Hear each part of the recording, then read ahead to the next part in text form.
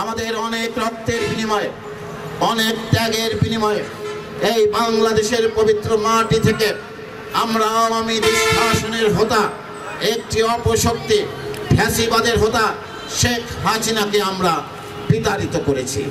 কিন্তু আমরা এখন দেখছি নতুন নতুন কিছু অপশক্তি মাথা চারা দিয়ে উঠবার চেষ্টা করছেন। তারা বিএনপির বিরুদ্ধে, আমাদের নেত্রীর বিরুদ্ধে, আমাদের নেতার বিরুদ্ধে এবং বাংলাদেশে যাতে গণতান্ত্রিক প্রক্রিয়া চালু না হয় সেই লক্ষ্যে তারা ষড়যন্ত্র এবং চক্রান্ত করে যাচ্ছে।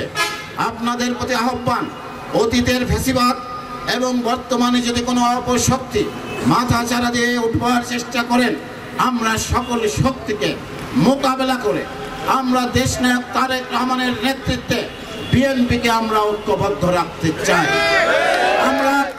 আমরা ভোগের রাজনীতিতে বিশ্বাস করি না, আমরা ত্যাগের রাজনীতিতে বিশ্বাস করি। আমাদের লক্ষ্য হাট বাজার দখল করা নয়, আমাদের লক্ষ্য স্কুল কলেজ মাদ্রাসার কমিটি দখল করা নয়, আমাদের লক্ষ্য গরুর হাট দখল করা নয়, আমাদের লক্ষ্য ওই বালির চর দখল করা নয়।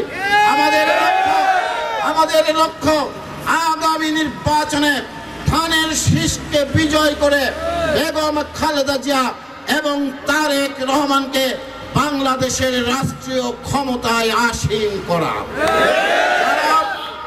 এই লক্ষ্য বাদ দিয়ে দখলবাজিতে লিপ্ত হবেন, আমি স্পষ্টভাবে বলতে চাই, আজ হোক কাল হোক পরশু হোক তাদের বিরুদ্ধে দল কঠিন ব্যবস্থা গ্রহণ করতে বাধ্য থাকবে।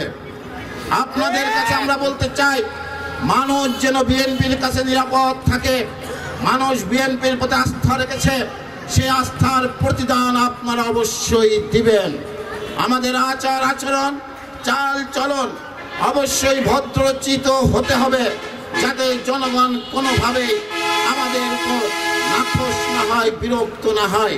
প্রিয় বন্ধুরা আমার, আগামীর বাংলাদেশ বিএনপির বাংলাদেশ, আগামীর বাংলাদেশ বেগম খালেদা জিয়ার বাংলাদেশ, আগামীর বাংলাদেশ তারেক রহমানের বাংলাদেশ। আমরা 18 বছর রাজপথে ত্যাগ স্বীকার করেছি, লড়াই করেছি, যুদ্ধ করেছি, প্রয়োজনে আরো অনেক দিন পর্যন্ত আমরা লড়াই করবার জন্য প্রস্তুত রয়েছি।